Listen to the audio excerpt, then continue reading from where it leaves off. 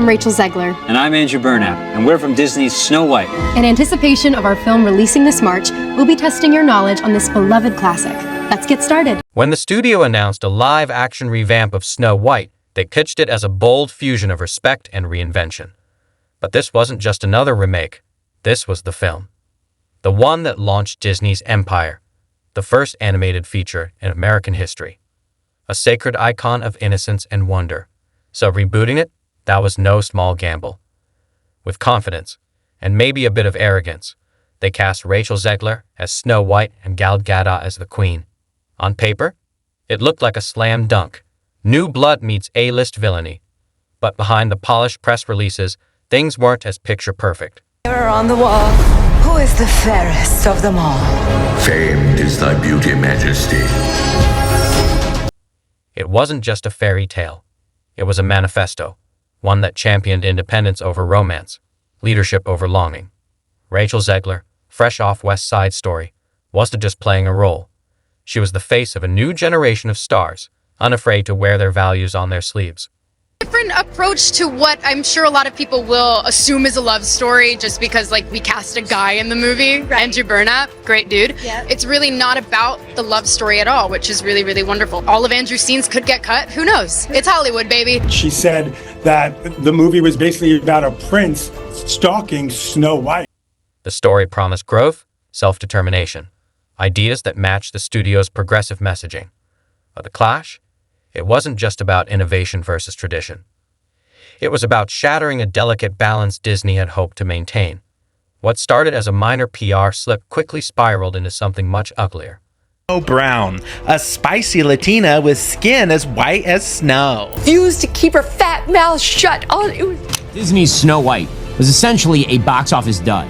Rachel Zegler has been described as a walking PR disaster for Disney's. We've heard that at every premiere and everything I do, people will wait in line. Zegler's comments hit a nerve with Disney fans who revered the original's fairy tale romance. The more she talked, the more it seemed like she was mocking the very legacy she was cast to uphold. Online, the backlash erupted. Her interviews went viral, shared with sarcasm, outrage.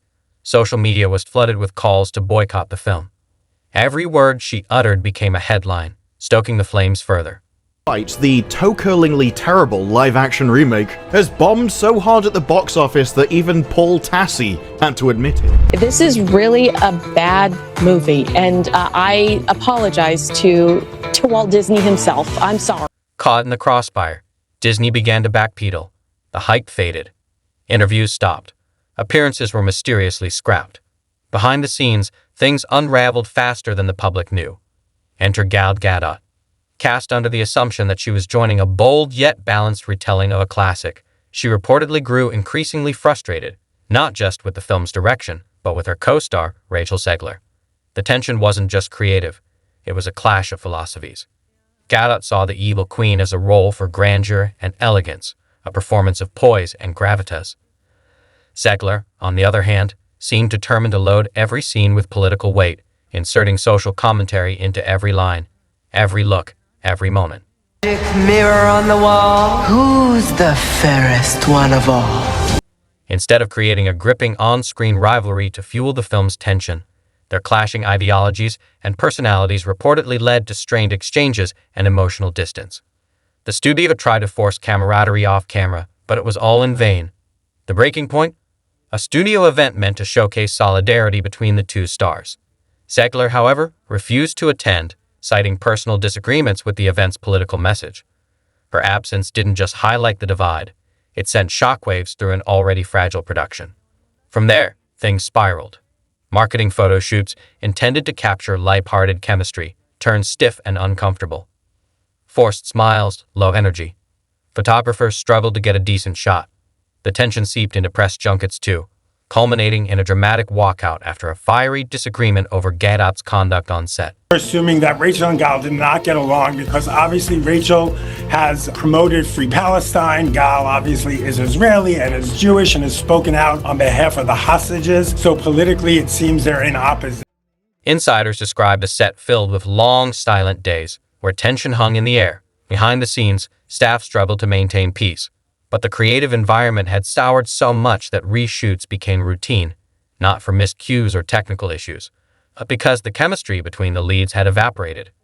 Directors and visual effects teams were left to stitch together disjointed performances, desperately trying to create the illusion of cohesion. That carefully crafted Disney magic was crumbling, and everyone was scrambling to keep it under wraps. Then came the bombshell. Rumors that Disney, facing mounting costs and a PR disaster, invoked a clause in Zegler's contract demanding partial repayment of her salary. Buried in the fine print, the clause allowed the studio to recoup costs if an actor's actions damaged the project. With promotional appearances missed, controversy soaring, and momentum grinding to a halt, executives enforced it. Not long after, Zegler vanished. Reports diverge. Some said she fled to Europe. Others suggested a remote island hideaway. Industry whispers even hinted she'd taken a new role abroad, purposely escaping Disney's legal reach. What's most striking? No statement from her camp. No denial, no clarification. Her social media, once vibrant, has gone completely dark. No posts, no updates, nothing. In today's world, that kind of silence speaks volumes. Her exit, timed just days after the salary refund rumors surfaced, only fueled speculation. For some, it looks like a strategic retreat, avoiding confrontation. For others, it seems like evasion. Either way, her disappearance has become its own statement, leaving the public and industry in suspense about what comes next. Who hates when I win? The winged victory came to the Louvre in pieces, and people still line up to see her. And I can only hope that despite my flaws, and despite my cracks and my breaks, and there are many of them, that at every premiere and everything I do, people will wait in line. Gal Gadot has continued her professional duties, but her public appearances have been marked by a noticeable solitude. The press junkets, once meant to showcase the contrast between Snow White's innocence and the evil queen's menace, have been dominated by one question. Where is Rachel Zegler? Gadot, ever poised and diplomatic, handles the pressure with grace, but the straying is visible in her eyes. Despite her efforts to salvage the promotional cycle, the synergy expected between the two leads is clearly missing. What was supposed to be Disney's next cultural moment now feels more like damage control. The sense of enchantment has faded. The audience, fatigued by endless live-action remakes, now watches with skepticism, and the film's creative merits have been overshadowed by the off-screen drama. Beneath the controversy, though, is a visually stunning film, crafted by talented artists, designers, and technicians who poured their hearts into creating something magical. I mean, a lot of people keep asking me, hi Adam, my agent's over there, hi Ken, my lawyer, my entire family is here, hi everybody, mwah, mwah, mwah. Sorry. Despite the film's creative efforts, it has been buried under headlines about internal disputes, walkouts, and contract tensions. Disney may still release the movie, but the magic it was meant to carry has already faded.